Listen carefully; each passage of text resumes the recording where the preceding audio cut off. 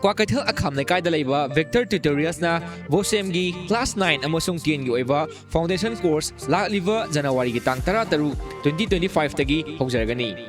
Pizariba subjects sing adudi English, Manipuri, Maths, Science amadi Social Science asina chingmani. Kanaba seats kunkhak oiba maramna ahanba lakpa mahiroi singda khudongchawa pizagani. Government school da tamba mahiroi ahum gi oinasu 30% special concession pizari amadi relief camp ta laiba mahiroi ahum gi oinasu lemna tamba yabagi khudongchawa pizari. Class 11 amasung 12 COSHEM gi Science, Arts amadi Commerce gi oinasu Foundation course ki registration haujare. Ahanba lakpa mahiroi taragi oinasu special concession pizagani amadi home tutor gi khudongchawa su pizagani.